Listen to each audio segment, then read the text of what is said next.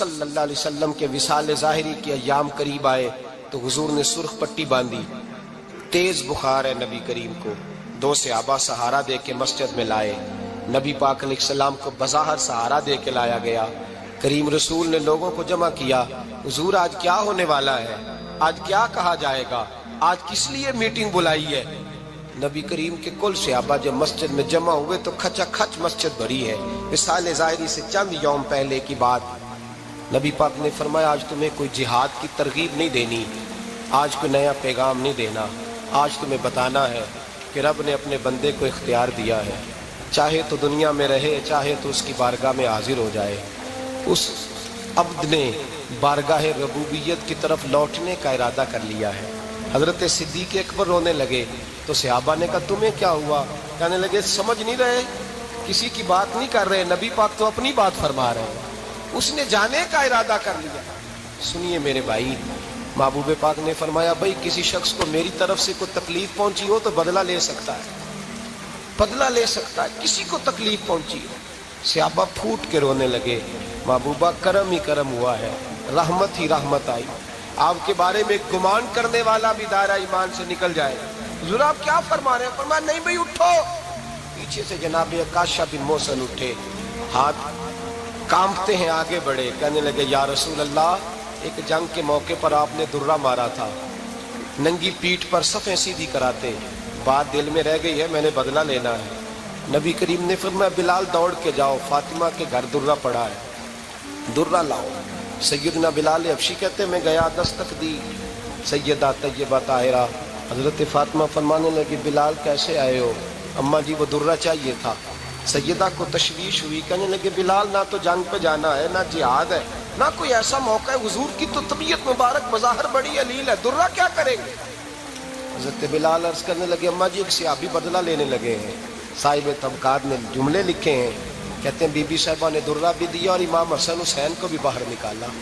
فرمانے لگی عکاشہ سے کہنا 100 درے مارے، ان دو شہزادوں کے جسم پر نبی پاک کے قریب نہ جائے، میں نے 2 بچے پیدا ہی اپنے محبوب پر قربان کرنے کے لیے کیے، ان کو لے جائے۔ حضرت بلال کہتے میں 2 شہزادے لے کے آیا، اور جب دروازے میں میں لے کے پہنچا تو نبی پاک نے دیکھا تو آنکھوں میں آنسو آ گئے، فرمایا ان کو بٹھا دو، مجھے پتہ ہے فاطمہ نے کیا کہہ کے بھیجا ہے۔ حضرت سیدنا بلال فرماتے ہیں درہ میں نے جناب عکاشہ کو دیا، حضرت عکاشہ درہ لے کے آگے جو بڑھے تو حضرت ابو بکر صدیق نے ان کے پیروں پہ ہاتھ رکھا، فرمایا عکاشہ میری طرف آ یار، مجھے مار درے، نبی پاک کے قریب نہ جا۔ مصطفیٰ کریم نے فرمایا ابو بکر تو ہٹ جا، اسے آنے دے۔ فرماتے ہیں میں چند قدم آگے گیا تو مولا علی شیر خدا نے میرے پیر پہ ہاتھ رکھا، کہنے لگے عکاشہ سوچ تو صحیح تو کیا کر رہا ہے؟ حضور نے فرمایا علی ہٹ جاؤ، میرا اور ان کا معاملہ ہے۔ جناب عکاشہ آگے بڑھ رہے، نبی کریم نے فرمایا میں اپنی امت کو درس دینا چاہتا ہوں، خبردار خبردار زندگی میں تمہارے ہاتھ سے زبان سے کسی کو تکلیف نہ پہنچنے پائے، خبردار یاد رکھنا وہ معاشرے بگڑ جاتے ہیں، وہ معاشرے تباہ کر دیے جاتے ہیں جہاں ظلم ہوتا ہے، جہاں زیادتی ہوتی ہے، جہاں لوگوں کو ستایا جاتا ہے۔ محبوب کریم کے قریب آئے حضرت عکاشہ، حضور میری پیٹھ ننگی تھی، آپ بھی ذرا کپڑا ہٹائیے۔ نبی کریم نے پیٹھ سے کپڑا ہٹایا، جناب عکاشہ نے درہ جو اٹھایا تو صحابہ کی چیخیں نکلی، حضرت عکاشہ نے درہ دور پھینکا، حضور کے بطن اطہر سے لپٹ گئے، چومنے لگے، کہنے لگے حضور وہ تو صفیں سیدھی کراتے لگ گیا تھا، آپ نے کہاں مارا تھا؟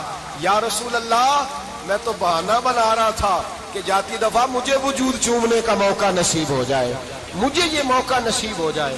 میرے حبیب نے فرمایا جس نے جنتی دیکھنا ہو میرے عکاشہ کی زیارت کر لے۔ بھائی ظلم کا دروازہ کھلا ہوا ہے اور لوگ بھول جاتے ہیں زیادتی کرتے ہوئے، وہ بہو سے ہی کیوں نہ کریں، وہ اپنے گھر کے بھول جاتے ہیں کہ شاید پوچھنے والا کوئی نہیں، شاید میزان نہیں لگے گا۔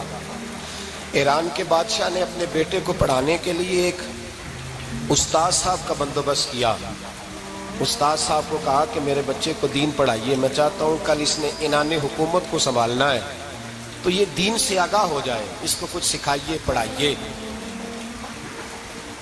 بہت نیک بزرگ بڑے درویش عالم پڑھانے لگے، اسباق مکمل ہو گئے، دین کے اسباق قرآن مجید پڑھایا، احادیث طیبہ کا درس دیا، اصول فقہ سے روشناس کرایا۔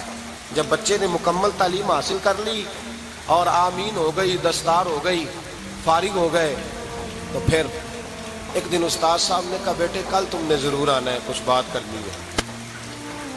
شہزادہ گیا ملنے استاد صاحب سے، استاد صاحب نے کنڈی لگا لی، ہاتھ میں درہ پکڑ لیا، مار مار کے پورے وجود کو زخمی کر دیا، کوئی غلطی نہیں، کوئی بات نہیں، مارا۔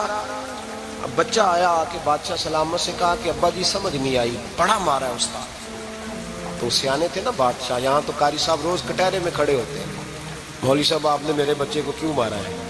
آپ 8,000 کے مولوی ہیں، میرا کئی کروڑ کا بچہ ہے، سویرے بدل لیں گے، خبردار آپ نے بچے کو ہاتھ لگایا، اپنی حیثیت میں رہے معاذ اللہ۔ جو قومیں استادوں کو کٹہروں میں کھڑا کرتی ہیں وہ ترقی نہیں کر پاتی، جو استادوں کو کٹہروں میں روز کھڑا کرتے ہیں۔ کہا ابا جی بڑا مارا ہے، تو والد بڑے سمجھدار تھے، کہنے لگے بیٹا استاد باپ ہوتا ہے، وہ زیادتی نہیں کرتا، کوئی بات ہوگی میں تیرے استاد کو کٹہرے میں نہیں بلاؤں گا۔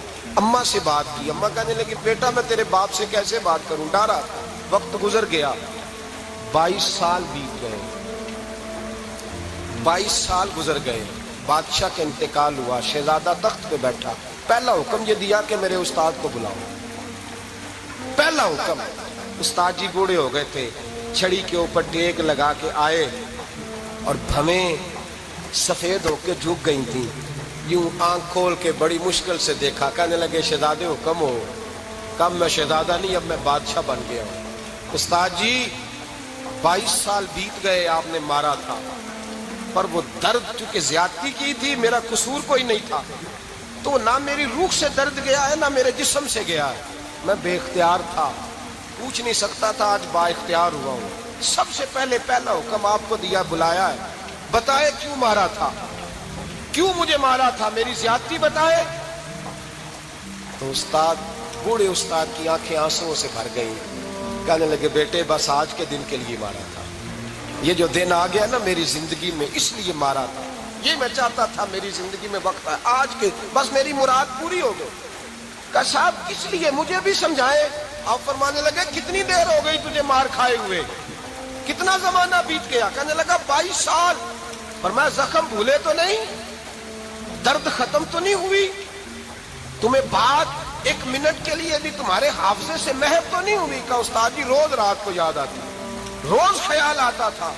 استاد کہنے لگے بھائی تو بے اختیار تھا، پوچھ نہیں سکا، 22 سال تجھے یاد رہا، مجھے پتا تھا تو ایک دن حکمران بنے گا، میں نے تجھے اس لیے مارا تھا کہ بیٹے یاد رکھنا، کسی پہ ظلم نہ کرنا، اگر تجھے 22 سال تک یاد رہا ہے تو جس پر تو ظلم کرے گا اسے بھی قیامت تک یاد رہے گا، اور یہ یاد رکھنا تو آج با اختیار ہوا تو تو نے مجھے بلا لیا ہے، قیامت کے دن غریب با اختیار ہو جائیں گے، مظلوم با اختیار ہو جائیں گے، وہ با اختیار ہوں گے، للہ الواحد القہار، رب کریم کی بارگاہ کے اندر ان کا اختیار ہوگا، اکیلے اللہ کی حکمرانی ہوگی، پھر وہ بلائیں گے بڑے بڑے کج کلا، دنیا میں جن کی پگڑیاں اونچی تھی وہ سر جھکائے کھڑے ہوں گے، دنیا میں جو ڈکٹیٹر بنتے تھے ان کی پشتیں لال ہوں گی، ان کو غدار لکھا جائے گا، قیامت تک نہیں بھولے گا۔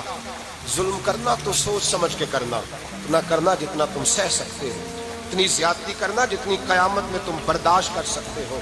میرے نبی کریم صلی اللہ علیہ وسلم نے فرمایا ظلم سے بچو، یہ قیامت کے اندھیروں میں سے ایک اندھیرا ہوگا، زندگی میں زیادتی نہ کریں، اگر تھوڑی دیر کے لیے کوئی چیز برداشت کر جائیں گے تو وہ فائدہ دے جائے گی، کچھ دیر کے لیے اگر سہ جائیں گے تو نفع مل جائے گا، سہنے کی کوشش کریں لیکن زیادتی نہ کریں، نظر کو، سوچ کو، ذہن کو پاک رکھیں، اور میرے بھائی زندگی پوری ظلم سے بچیں، زیادتی سے بچیں۔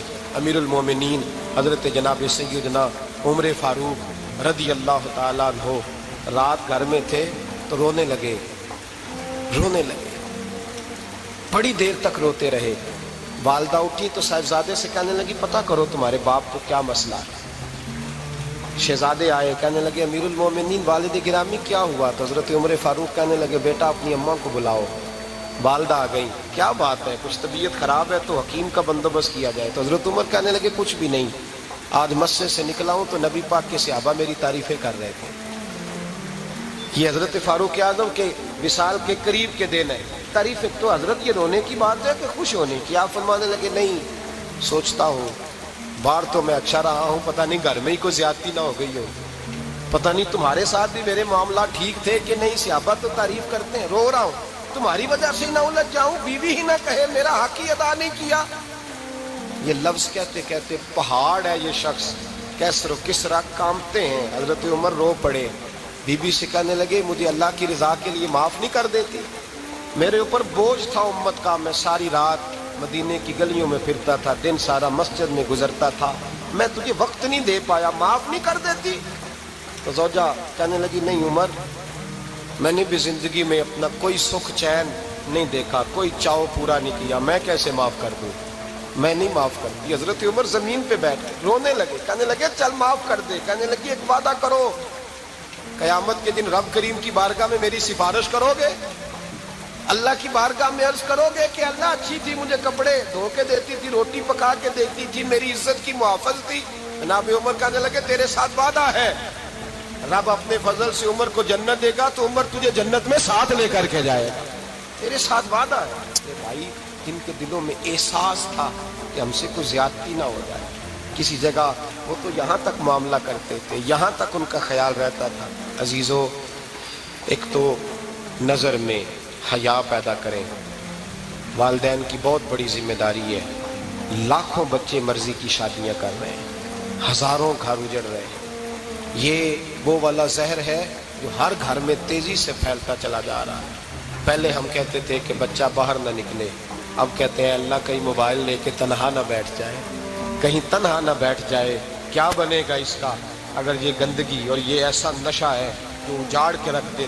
بخاری شریف میں حدیث ہے، قاضی ایاز مالکی رحمۃ اللہ علیہ نے بڑی تفصیل سے لکھی ہے، راوی حضرت انس بن مالک ہیں۔ ایک بندہ بڑی دور سے آیا نبی پاک صلی اللہ علیہ وسلم کی زیارت کے لیے، بڑی دور سے۔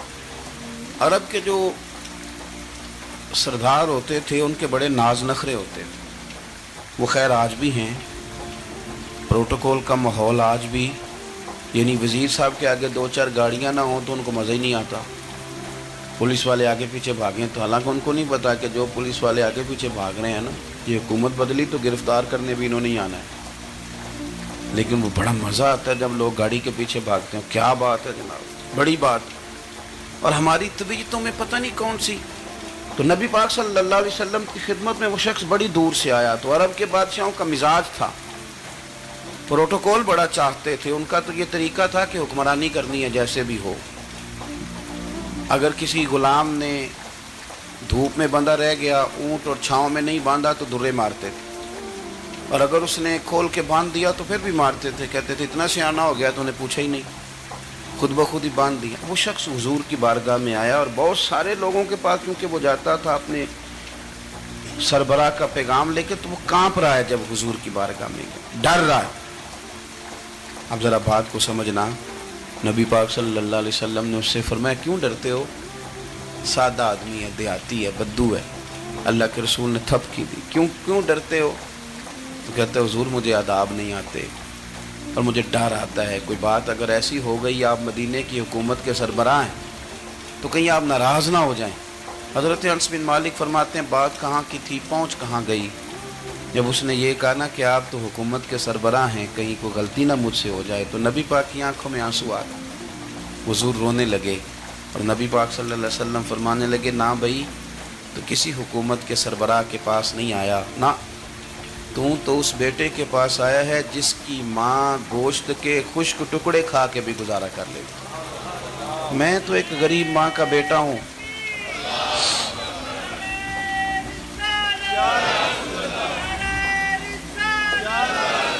بھائی اگر آپ کا یہ ذوق بن جائے، دیکھو نا آج تو لوگ بھول جاتے ہیں نا، کپڑے بدل لیتے ہیں تو وہ سمجھتے ہیں کہ شاید سارا کچھ ہی بدل گیا، یعنی گاؤں سے آ کر پڑھنے والے بھول ہی گئے ہیں کہ کس کی ماں نے کتنا زیور بیچا۔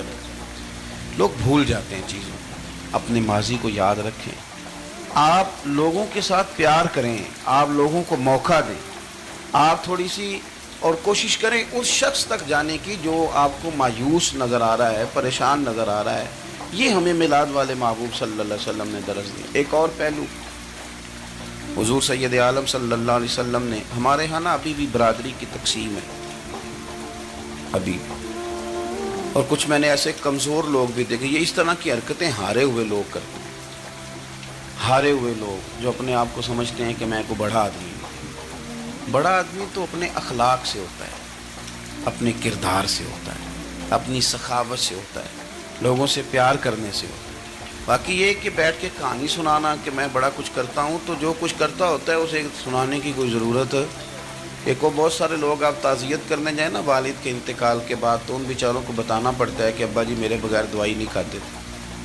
تو میں کہتا ہوں اگر تیرے بغیر نہیں کھاتے تھے پھر بتانے کی ضرورت نہیں, پھر تو سارے گاؤں کو پتہ ہوگا کہ تیرے بغیر نہیں کھاتے تھے. اور اگر کوئی دال میں کالا ہے تو پھر تیری وضاحت کوئی بندہ قبول نہیں کرے گا. تو آپ کو بتانا کیوں پڑ رہا ہے, اور آپ بار بار اس بات کا ذکر کیوں کر رہے ہیں کہ ہم بہت بڑے قبیلے کے ہیں؟ صاحب اگر آپ بڑے قبیلے کے ہیں تو پتہ ہوگا سارے علاقے کو آپ کتنا لوگوں کا خیال کرتے ہیں, آپ کس قدر محبت کرتے ہیں, آپ کا انداز کریمانہ کس طرح. پھر آپ کو بتانے کی کوئی ضرورت نہیں ہوتی, پھر خود بخود خبر ہوتی ہے. حضرت سیدنا ابو ذر غفاری رضی اللہ تعالیٰ عنہ, قبیلہ بنو غفار ایک بڑی شاخ تھی قبیلوں میں سے. جو لوگ اس زمانے میں مالدار قبیلوں سے تعلق رکھتے تھے ان میں سے ایک بڑا نام. ساری زندگی چودراہٹ کی, لیکن میلاد ایک انقلاب کا نام ہے. میں میلاد منانے والے دوستوں سے گزارش کرتا ہوں کہ آپ ہر سال میلاد منائیں, اور ہر سال میلاد کے بعد آپ تھوڑے بدل بھی جائیں, یعنی تھوڑے سے بدل جائیں.